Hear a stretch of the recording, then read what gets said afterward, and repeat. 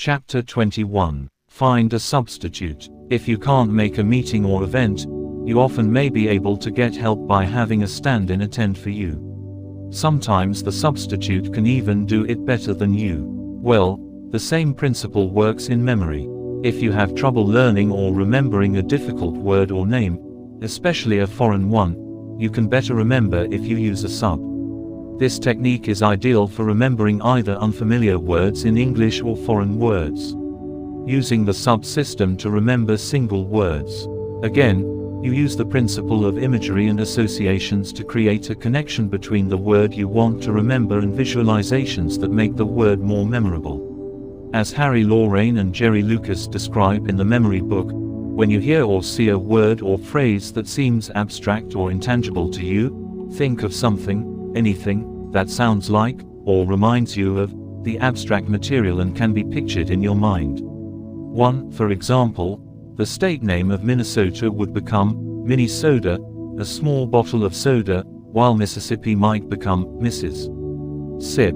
Then, if you want to remember these in order, use the continuous or chain link system to create an association, such as a mini soda in a very small bottle and a married woman sipping from the small bottle.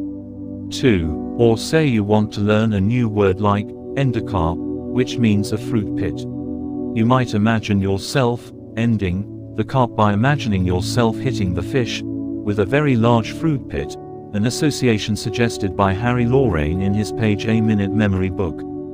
3. Likewise, if you are struggling to learn foreign words, you can apply the same principle. For instance, as suggested by Lorayne, to remember the French word for father, Perry, you might think of a large pear holding a baby in its arms, so you associate the substitute word with the meaning of the French word for father. To remember the Japanese word sayonara, which means goodbye, you might see yourself sighing on air as you bid your goodbyes.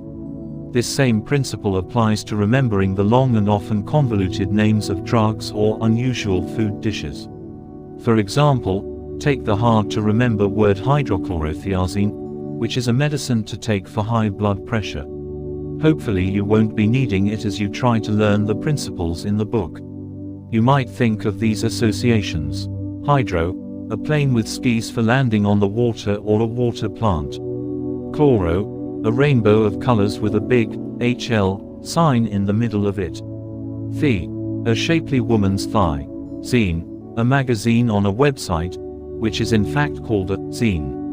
Or say you are trying to remember the name of the French vegetable stew ratatouille. You might think of a rat on a hotel roof climbing on a big letter A, falling down on a large number 2 on a hotel sign, and being chased by a wee little man. The same principle can apply to remembering unusual names of people, or any names for that matter. For example, you are introduced to a man named Anthony Coddington. For the first name, Anthony, you might think of an aunt and honey, visualizing your favorite aunt collecting honey from a hive. For the last name, Coddington, you might visualize a cod, a ringing phone for ding, and a heavy weight with the writing 1 ton on it. In short, you use compelling images to substitute for the syllables in the name, and then when you see that person again, the pictures you have created lead you to quickly recall the person's name. Using substitutes to create links. Besides using the substitution system to remember single words, you can use additional associations, such as between the word and its meaning, a state name and its capital, a name and a face, a person to an address, company, or phone number, and so on. For example, 2. Use another example adapted from Lorayne's memory book. To remember that the capital city of Maryland is Annapolis, think of a beautiful girl named Mary landing on an apple. Or suppose you want to remember that your new acquaintance Anthony Coddington is the CEO of the Redstone Mills Company. Use the imagery associated with his name above, your aunt collecting honey from a hive, a codfish lying beside a phone with a ding sound, and a 1 ton weight, and then see your aunt picking up a large red stone and taking it to a mill. Practicing the subsystem. Now that you've gotten the basic idea, start practicing to put the subsystem into operation. Come up with your own list, such as by looking in a dictionary, foreign language book, phone book, or ad for drugs. Pick words you are interested in learning and are having trouble with.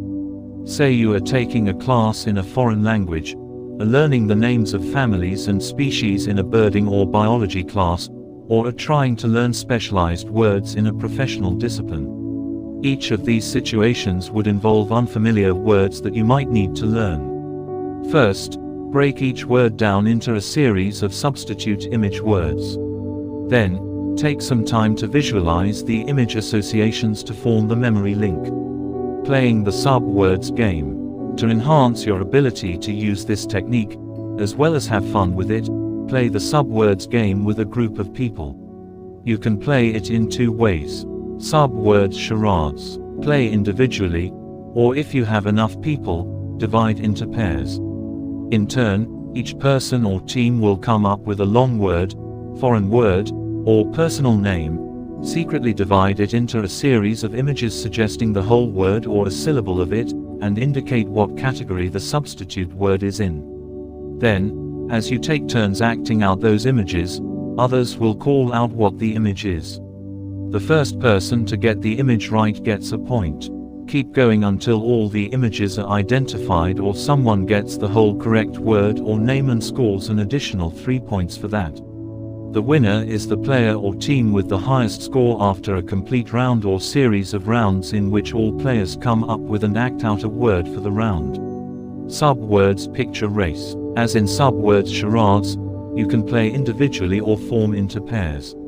Similarly, come up with a word or name and a series of images for each word or syllable, and say how many syllables it is. The difference here is that instead of acting out the images for the word, draw a picture of it, and show it to the group. The person who calls out the full word or name correctly scores 5 points. But otherwise, no one scores. Then, show a second image picture besides the first. Again, anyone can call out the full word or name correctly and scores 5 points if they do. But be careful in calling out your guesses that you don't make a near miss and give away the correct answer to someone else. The person with the highest score wins.